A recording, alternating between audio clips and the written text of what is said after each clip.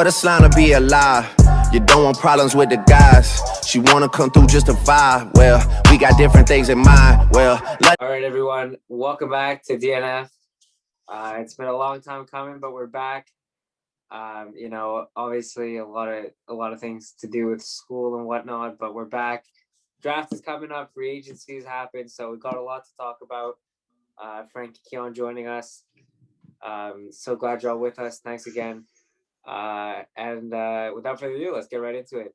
So I think getting into the free agency analysis, each of us have picked a team that we feel has gotten better since the free agency and a team that has gotten worse. So Frank, if you want to start us off. Yeah. So as you know, I'm a Bills fan, but gotta give credit to the New England Patriots here. What they did this offseason, they had a lot of cap space, but what they did was crazy. They got, first of all, they re-signed James White. They added some weapons to Cam. They added Nelson Aguilar. His contract is a little iffy, my opinion. He has not very good hands. They added Kendrick Bourne. They re-got Kyle Van Noy. I don't know how they did that. He was off to Miami, and Bill Belichick did something, and he got him back. They got Matthew Judon. He was a big part of the Baltimore Ravens defense last year. They got Hunter Henry, but Cam is the problem, in my opinion, on this team. If you have no quarterback, you have nothing. So I think the Patriots gonna struggle next year, still because of their quarterback situation. Yeah, I definitely think that's fair to say. Of course, we saw that he struggled a lot, but I think that also, he didn't have as many weapons as he's going to have now. I think combining his versatility, his mobility with, the two tight end formation, with solid playmakers, clearly, have the potential to succeed. We saw, Nelson Aguilar break out this past season with the Raiders. Kendrick Bourne, he also broke out with the Niners, but giving Cam those versatile, those playmakers, I think is definitely going to help him as he develops in this Josh McDaniels, long-time Patriot system. So I'm definitely going to be, expecting them to up their game, get more wins, add to the win column. Bill Belichick knows what he's doing. He doesn't usually splash out this much, but when he does, oh boy, is it worth it. So I'm expecting, playoff or bust for the Patriots. And I think ultimately, if they lose, I think that, it just shows Cam wasn't the right guy. But I'm sure that the Pats are going to find a way to win like they always do. Yeah. Sorry, I meant to say Jonnu Smith, the other tight end they got. So 2 tight end formation with 2 pretty good tight ends. Keon, do you have anything on this? Yeah, the Patriots are going to make the playoffs next year, in my opinion. Really? Because Cam Newton, I say what you want, he played terrible, but if you look at the first 2 or 3 weeks before he got COVID, he was playing so well. He was playing lights out against the Dolphins. He had like 2 rushing touchdowns, 70 rushing yards. And then the week after that, he broke his record for passing yards in one game against the Seahawks, and they almost won. They were at the goal line, and they could have won easily. And then the next game against the Raiders, he had a really solid game with no weapons. And Josh McDaniels' offense is extremely complex. It's not something you learn because he got signed so like a few weeks before the season. It's so hard to learn an offense a few weeks before the season. And after he got COVID, he just completely collapsed. Like, you could see it. When he threw, he looked uncomfortable. But I really like the additions they did. So now they have 2 great tight ends, maybe one of the best tight end cores in the league now. They used to have by far the worst. Nelson Aguilar is a deep threat. They didn't have a deep threat. Say what you want about Nelson Aguilar, but he's a deep threat. Kendrick Bourne, as a Los Angeles Rams fan, Kendrick Bourne is a really underrated receiver after the catch. And he's also amazing on 3rd down. Like, every time there's a a third down in San Francisco, this guy's the one making the 3rd and 10 catch, 3rd and 17, whatever it is. He's a very clutch player, which they needed. They didn't have anybody where it's 3rd and 10. You're like, oh, like what are you gonna do? And they also signed Matt Judon. Oh, Matt Judon, he doesn't get too many sacks, not the best pass rusher, but that's not what Bill Belichick's looking for. He's looking for players who can do many things, right? Matt Judon can cover. Matt Judon can stop the run. He can sack the quarterback. He's kind of like a Kyle Van Noy. And they also re-signed Kyle Van Noy. So they have 2 of them on the edges. And they signed Jalen Mills. Why did they sign Jalen Mills? Oh, he's a hybrid. He can play safety and corner. That's what Belichick wants. Patrick Chung retired also, so he'll replace him, I guess. So yeah, that's my thoughts, Pages. So in my opinion, I think that not biased because I love Phoenix, but I think the Cardinals definitely they definitely won this free agency. It seems like every day that they just come out and they just get a big time player. People don't appreciate how good AJ Green was when healthy.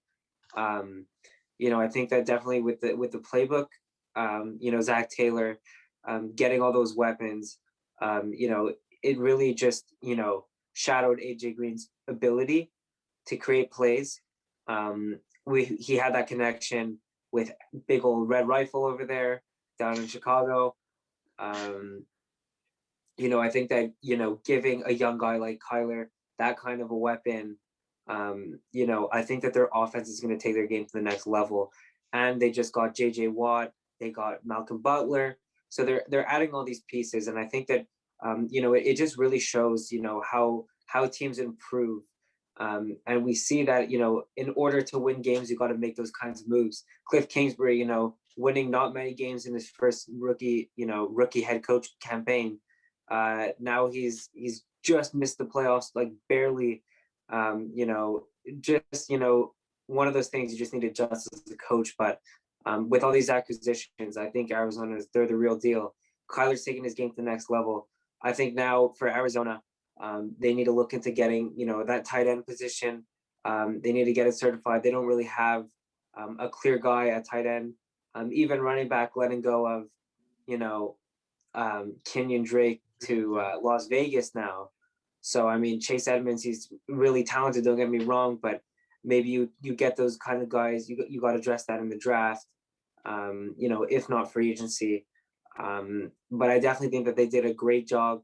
Kyler, he's going to keep improving. We've seen him take his game to the next level now. It's a matter of, can he contend for an MVP? Can he carry his team on his back? Can he continue his connection with D-Hop, among others? Now with AJ Green, he's going to be that clear-cut second guy. So when D-Hop gets doubled, AJ Green's going to take over. So what a move by Arizona. I think they're just going to keep getting better. And I would not be surprised if they, win that NFC West division next year. I think that that the Arizona Cardinals did very interesting things. But as you said, JJ Watt, wow, this guy is probably one of the best to ever do it. But losing Patrick Peterson will hit hard. It's an end of an era in Arizona. I think it's definitely one of the positions they're going to have to address with the running back. But yeah, Arizona will contend next year with Seattle and Los Angeles for the top spot. All right, in my opinion, the Cardinals, they did get better, no doubt. If I were to predict their record, I'd say 10-6, nothing more, nothing less, or 10-7 now, I guess, or 11-6 because like the extra game. Yeah, JJ Watt's a great signing. He's good for the locker room. It's not like they were bad in the pass rush. They were pretty good. They were like 4th in sacks. So I mean, JJ Watt's gonna help. They have a nice pass rush duo. AJ Green, he's also. I mean, he didn't look great last year at all, but I think he just needed a new place, a fresh start on a contending team. They also got Malcolm Butler to their secondary. Their secondary is an issue. their best corner is Malcolm Butler, and he's going to play Devontae Adams, Justin Jefferson, Adam Thielen, Cooper Kupp, Robert Woods, DK Metcalf, Debo Samuel, George Kittle, all these guys. I don't think he's going to survive. He was second in yards allowed. So their secondary is an issue.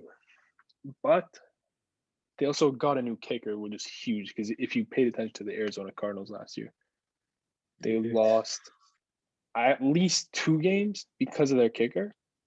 So now they have Matt Prater, who's like honestly like a top 5 kicker maybe of all time, maybe. Like he has the longest field goal. So that's a huge addition for the Cardinals. As for contending for the NFC West, I don't think they're contenders for the NFC West. They have the worst coach in the division. If it was any other division, I think they'd have a shot at winning. But this division is bonkers. Like, because all teams are talented. All right, the Cardinals are not the least talented team, but they're not the most either. All teams are talented. What it comes down to is coaching and execution. Cardinals were, I think, first in penalty yards last year. If they can fix that and the coach becomes better, I have no doubt in Kyler Murray at all. Then I think they could have a chance. But for now, I think it's either a 3-way race between the 49ers, Browns, and Seahawks. But yeah, Cardinals are definitely a big winner. So now, Keon, so what team do you think is the winner? All right, winner for me is the Cleveland Browns, and I'll explain why. So, Cleveland Browns, they didn't make any massive moves, but if you look at the Cleveland Browns, you look at their offense, like, okay, what could they need on their offense? Nothing. They have 2 good receivers. They have 3 good tight ends. I think Njoku's a free agent, but they had 2 good tight ends. With the best O-line ranked by Pro Football Focus and everyone was the Browns. The running backs, don't even get me started. Baker is developing. He played great last year. I think at one point he had since week 8 or something. I could be wrong. He had 10 touchdowns and 1 interception. He was playing great. They're winners because they signed defense. Their defense was a huge problem. I mean, their defense was atrocious. Especially their safeties. Their safeties allowed 6 touchdowns. That's the worst in the NFL. So what they do, they signed free agent safety from the Rams, John Johnson. So John Johnson is a safety who does not blow coverage ever. I've watched him for 3 years, 4 years as a Rams fan. He does not blow coverage for free touchdowns. He does not do that. He's very, very strict in his coverage. He also signed cornerback Troy Hill. He was also from the Rams. He's a playmaker. He led the league in defensive touchdowns this season. And they signed a bunch of other. They signed linebacker Anthony Waller to, lock up that linebacker place. And I think they signed another defensive end. And these guys, you might not know these guys, but they're very solid. They can play, which makes their, you already got Myles Garrett coming off the edge. He's one of the greatest defensive players in the league. And also Baker Mayfield in his second year in that West Coast type of offense. If you look at the same type of system, Aaron Rodgers, he won the MVP in that second year. Jimmy Garoppolo, the second year starting in that system, he made the Super Bowl. Jared Goff made the Super Bowl in that system. So Baker Mayfield, I think they're Super Bowl contenders. I wouldn't be surprised if they're in the Super Bowl next year. And that's me. Yeah, I think what you're saying, their offense, I don't think there's one position they need, maybe quarterback, not even, because Baker's doing a great job. Huge Baker fan, boomer. But no, I think that their offense is perfect, flawless. I think they're not lacking in any position, not even depth of receiver. They could go ahead and sign one more guy, not even a really a 500-yard guy that'll just be a big time deep threat. Not taking anything away from Odell and Jarvis, but no, I think their defense was their biggest problem. Their ability to, defend. I think that their offense is set up that they can score to win, but it's, now it's about the defense, taking their game to the next level and, stopping those points, making sure that if Cleveland's getting points on the board, their defense has to carry out and make sure that the other team isn't scoring, because that's how you lose those kinds of shoutouts. If your defense gives up on you, remember that defense wins championships. I think that their corner game was atrocious. Their coverages weren't so great. I think we saw a lot of open spaces. In a lot of playoff games. Luckily, they outplanned the Steelers.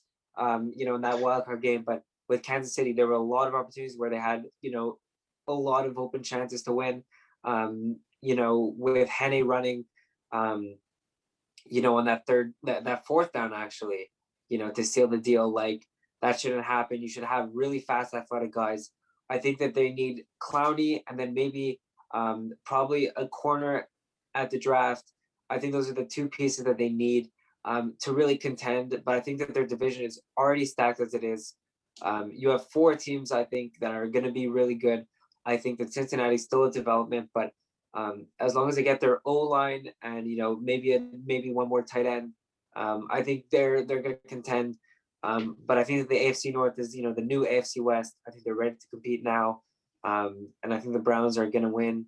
They're going to win a lot this year. I think they're going to go maybe 12-5, 11-6. But it seems like their coach really has something going for them. So they found their guy. Now it's about adding pieces to their defensive core, and hopefully win some more championships.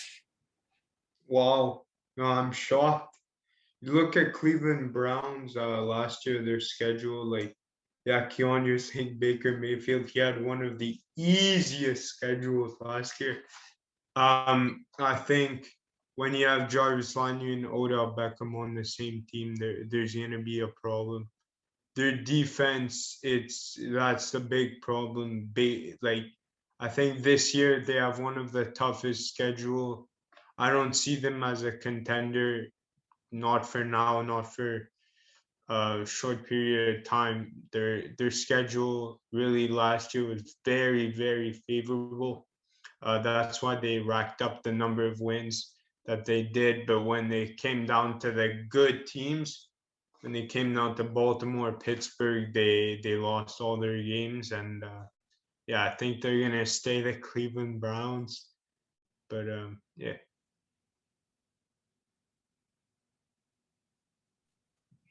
Okay, so now moving forward to the teams that we think that maybe lost this free agency, maybe got worse over the course of the period. What teams maybe had really good seasons, but probably on track to lose a few more games this season. So who do you guys think? Okay, the first team that comes to mind when losing free agency is the Chicago Bears. They did not have a lot of cap, and usually if you don't have a lot of cap, you're usually a good team that your roster was already really good. Like the Rams didn't have a lot of cap, the Packers, the Saints, they're in cap hell, but and the Bears. So, and the Bears don't even have a franchise quarterback, so they lost their all-pro cornerback Kyle Fuller. And their quarterback situation, I don't understand it. So they signed Andy Dalton, which I don't get at all, because he does not fit with the Bears. Like, he does not fit that offense. If I'm them, I want to go get someone who has legs and can make plays, because Andy Dalton can't. Like, if you have Mitch Trubisky, at least he can run, right?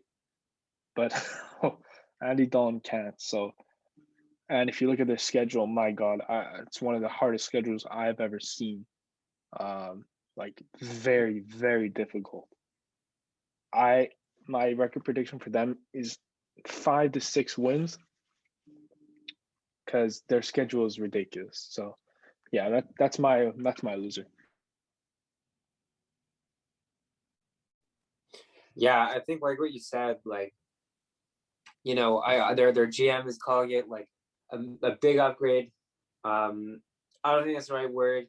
Not taking away anything from Andy Dalton. I think he's a very talented quarterback. He's clearly been tenured. He's had a very successful stint with the Bengals. But it was obviously time for them to move on. I don't know how this fit's gonna work. I think Chicago really needs to improve their game. I think there's a lot of positions that they're very, lacking in. I think especially, I mean, they need to get a better offensive line. Their tight ends they're just a lot of their positions are really under the radar. Their defense used to be really good. They were like, the next Legion of Boom with Khalil Mack, Kyle Fuller, Aheem, what was his name? Hicks. Like Hakeem Hicks. Yeah, exactly. Akeem Hicks. Akeem Hicks. He was Defense is insane. stacked. Roquan Smith, like you have all these people like on paper, Eddie Jackson, they're built for now, they're built to win. Yet all of a sudden, they're just not playing well. Matt Nagy, like I think he's been doing a pretty good job as a coach, but you get blown out by the Bears like that. Like you clearly have issues at quarterback. They got to do whatever they can. But I don't think Andy Dalton's a huge upgrade. I honestly don't think that maybe they'll get maybe a win, maybe, but even what they did with Kyle Fuller, like their defense is going to go to shreds. I mean, as a Packers fan, I can't really complain about it, but it's definitely unfortunate to see it for all those Chicago guys. But you know what, like I just can't be complaining. And the bad part is, I think Matt Nagy's like a pretty good coach. Actually, call me crazy, but Yeah. he won 12 games with Mitch Trubisky. Like, come on, I think he's actually a good coach. But how do you expect him to win with the quarterbacks he has? Like he can't. So he's gonna get fired after this year, and so is the general manager, and someone's gonna hire Matt Nagy, and they're gonna have a good addition to their team, whether he's an offensive coordinator or even a head coach. So they're wasting Allen Robinson's career. It's kind of sad. Mitchell Trubinsky, I don't know. He signed with the Bills. Let's go. Andy Dalton, we saw last year when Dak Prescott went down, and that division just that's not a football division. Okay, relax with the bad division. Not so terrible. hey, you shouldn't be complaining though. Like it's a free. Yeah, we're free winning. division Hey, win. you know what? We were like 33 and 32 combined as division. Yeah, like I wish I was the Packers. I wish I was the Packers because right now I'm in a division with crazy you good played teams. Kirk Cousins, Andy Dalton, and Jared Goff. Yeah, I think it's 2 times a year. Our division stacked, but yeah, we're gonna still another NFC Championship loss. Watch. This time to the Rams, baby. Let's go. Nah, we'll see, bro. We'll see. I think the Rams will contend for Super Bowl next year because second year in the system. I think we'll be good this year though. I do think though. Like I think I wouldn't say a big loser, but like a team that definitely has gotten marginally worse. I mean, Detroit. I know that they traded for Jared Goff, but like your 2 weapons they're both gone. Like now they're gonna have to draft someone. Like they're gonna have to get another guy. I know that the Hawkinson, the tight end, he's really talented. Like Swift, that offensive line has been pretty lackluster. They haven't been so special. I know they did get my guy Jamal Williams. He's gonna add some firepower there, but I think that the defense was ultimately slacking. It seems like this meathead Dan Campbell kind of guy. Seems like he's the type of guy you want to play for. You want to run through a brick wall for. But I think at the end of the day, it comes to the core that your team builds. We see teams that historically good franchises like Green Bay, San Francisco, even others, like Baltimore, Pittsburgh. They're such well-run franchises that they never lose. And I think it's really about the core of the franchise. I think Detroit's been known for being a losing franchise. So I think they definitely need to make major changes. But fulfilling that Matty Stafford trade request, I think it's going to be a rebuild. Whether or not they want to acknowledge that, they're going to have to get some weapons throughout the draft. But offense and defense, I think that there's still ways to go from contending. So I wouldn't expect them to make such a big jump. Hopefully though, Jared Goff plays well. A lot of the times, quarterbacks, the second place they go, they start to shine. We've seen it, but I mean, don't get me wrong. I think that they're very talented. But no, don't even worry about it. Jared Goff's the man. He's gonna bring them to the Super Bowl, isn't he? Yeah, I think, completely agree. I completely agree with Detroit there. I mean, it's clear, like they're just rebuilding at this point. You know, they traded Stafford. They got good value out of him, that's for sure. Jeff Okuda. Yeah, they have He's gonna Jeff step Okuda. up. Corners and their rookie corners in their first year usually aren't the best. It's sort of like a quarterback. They have to develop because corner is such a hard That's position. facts. He was Such the as- worst. Such as quarterback too, you know. So Detroit's a big loser. I don't think. I think they'll struggle to win maybe 3 or 4 games next year.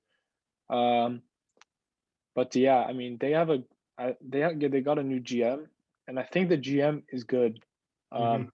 His name is Brad Holmes. He's from the Rams. He was the director of college scouting from the Rams, and we usually draft pretty well. So, and that was without a bunch of first round picks. So now he has like a ton of first round picks. So I think if he can draft well, and so far like this offseason, for as far as rebuilding goes, he's doing the right steps to just rebuild. You know, trade Stafford for multiple first, re-signed like some of the right guys on defense, re-signed their really underrated edge rusher.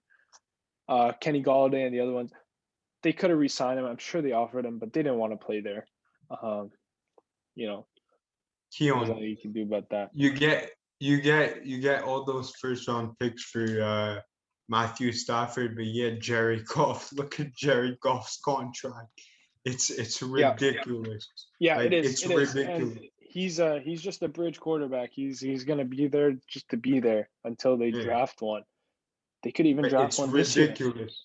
Like I think it's over 17 million. Yeah, and you're gonna see. I think you're gonna see the true, like, I hate to say it, but I think you're gonna see how truly bad Jared Goff is, because I think he got carried by his coach.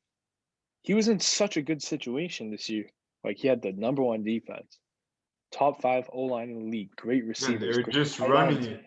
They're just running it. And Cam Akers had a stacked box 36% of the time against him, which is the highest in the NFL. Cam Akers faced the most stacked box the most times out of any running back this season, the highest percentage. That's because Goff sucks. And now you bring in Stafford, right? If you stack the box, Stafford is going to dot you up. So now that opens up the offense completely. Now we can throw deep. Now we can do this. So yeah, I mean that's good. But yeah, lines are definitely losers. Who's your loser, Frankie? Exactly. And like you said, like there's a bunch of like mediocre, like not mediocre, but like above average quarterbacks that are in such phenomenal situations. Like we see Baker and Jimmy G and Jared Goff, who Pro Bowl-esque, Kirk but Cousins. like under the rate Kirk. I mean, not really, but like kind of. But I think Kirk Cousins. We see pretty good. we see all these talented quarterbacks in pretty good situations. You know, they're really above average, but you know, ultimately, you know, if they upgraded at Q, I think it makes a difference. And I think that, you know, we saw that with LA. But you know, it's ultimately, you know, maybe Matty Stafford loses less, you know, maybe they lose more with Matty Stafford. Who knows? But you know, with a guy like that, I think you need to be solidified at the quarterback position. You know, you have to get it right, and when you get it right, then you start building around him. But you know, It comes down to that. Exactly. Sometimes it takes time. Sometimes you strike out, but you know, once you get that guy, you know, we saw Cleveland how many times they've had to rotate to find their guy, and they finally found a guy. And even then, like, is he that franchise guy? Like, he's been playing well, but is he that franchise guy? Is he that guy that's going to take Cleveland to a championship? We still have our doubts. We still need to see that.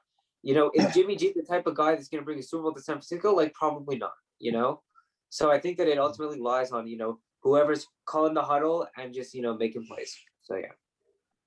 Yeah. My loser, well,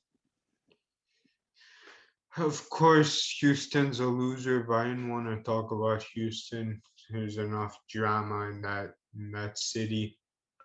Maybe talk about the Tennessee Titans. Oh, that's a good one. Barely hear about them. That's a good one.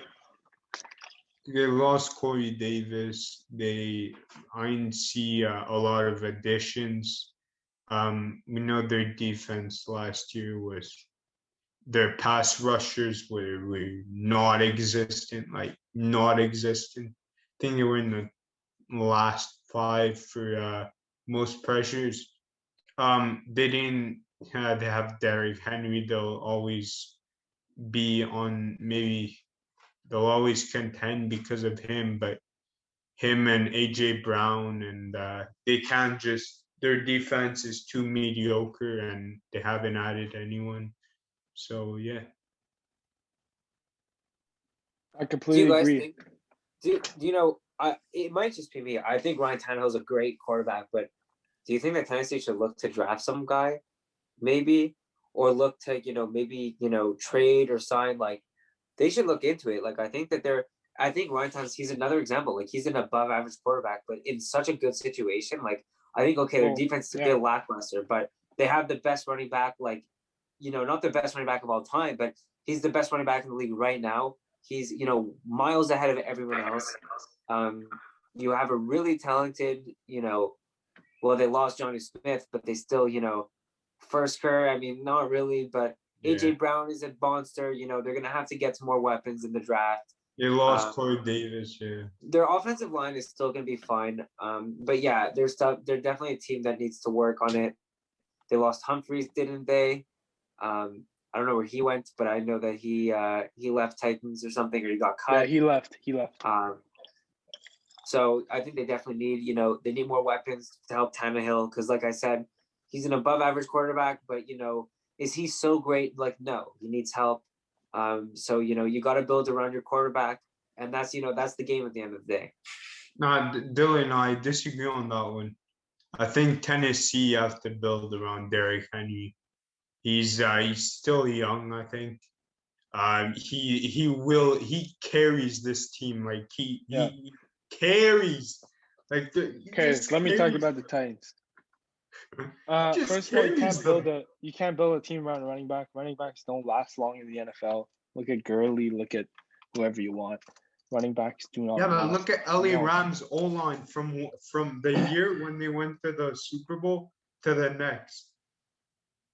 Yeah, but then like half of their starters were injured, and half of the other half were inexperienced. The next year after, so it's a big balance between the running back and the O-line. Yeah, but what happened? Gurley went to the Falcons and he got benched for some random guy. Like shit, like it just happens. Running backs, like, it's rare unless you. I think Derrick Henry will stay because he's just built different. Oh, he's the best running back. He could be the best running back ever. He could be like the GOAT of running backs. Yeah, he's a Hall of Fame. If you just look at him, you see Hall of Fame when you look at him. But here's the thing: Titans won't make the playoffs next year. I could be completely wrong. But I still think they won't make the playoffs next year, and I'll tell you why. They cut all their corners. Were they good? Not even. So what are they doing at corner? Who is at corners? I have no idea. They added some pass rush. Not enough, but they added some guys. I know that. They added Josh Reynolds from the Rams. Last year. They added Josh Reynolds from the Rams to be a number 2. I think he's very underrated. I think he could be a very good number 2. They have AJ Brown, but we'll see. Can Tannehill perform without their offensive coordinator? That's the thing I want to know because that system is very easy. I don't want to say easy, but like it's very quarterback friendly. Like he's throwing to wide open receivers, handing the ball off, play action, boot on one side. There's a guy wide open down the field, stuff like that. I could see the Titans getting their defense is atrocious. Like they just their defense hasn't been great, but I felt like them getting. They felt like a team where like they were like a defense away from like a Super Bowl run, and then the offseason comes and they lost their offense, and then they lost a lot of their defense too. So I think they'll take a step back. I think who's gonna win the division? Oh, the Colts easily. You think? With Carson Wentz? Oh yeah. They're gonna win. They're perfect. Carson Wentz. They're the most balanced. Carson Wentz had one bad year. Jacksonville Jaguars. And Jacksonville Jaguars, boys. Their team was toast. No, bro. The Colts are winning the division, and I think they're gonna win it miles ahead of everybody else. Jacksonville Jaguars. That Frank Reich is a good coach, and He's a great coach. He's a great coach. He's a how many quarterback QBs? How many QBs have actually failed in a system? Maybe Jacoby Brissett, arguably. Not but even. it's They were Jacoby 7-9 Brissett, with the and they were backup. good. They weren't even that bad. And it's Jacoby Brissett. I don't know what do you expect from him, but Carson Wentz will be back. I think to his 2019 form, not his 2017 form. 2019 was good. That end of the season, he was good. Oh, Philip Rivers last year was. And Philip Rivers was good. He was good. No, Exactly. He was efficient. It was efficient. good. He was efficient. Yeah, okay. He won 11 efficient. games. He won 11 games. He And was played fine. so well against the Bills. He But played they really were- well. They But they were played competitive. Jacksonville. Doesn't They matter. lost against Jacksonville. And Yeah, you but that play was one against game. They Houston. They should have beat the Bills. Let me put it that They way. were a If the little bit coaching inconsistent, was a but- little bit better Yeah. that game, they should have easily won. Easily won. Against who? Like they have a great O line, great D line, great defense, top 10, top 7 maybe. They could be a little bit better receiver, but I think they'll draft someone. Michael Pittman's emerging. Yeah. Michael. But no, I think that that probably wraps up this video. Hope you guys enjoyed the video. Stay tuned. Stay safe. While we're making our tune, Mock draft coming up. keep staying safe. We're gonna keep banging out It's almost content. over. It takes all of us. So you gotta keep grinding, put your head down and work. Good luck to everyone that declared for the draft. I'm sure your name is gonna get called at some point. Whether you're pick number 1, whether you're Mr. Relevant, whether you're undrafted, every rep you gotta take as if it's your last. So with that being said, maybe we'll make a mock draft in the future. Maybe we'll interview some prospects. We're gonna keep banging out content. Frank and Keon, with us for the ride. So we'll keep doing it. But you just keep subscribing, turn post notifications on so you never miss a video. Other than that, we'll see you guys next time. Be blessed. Peace.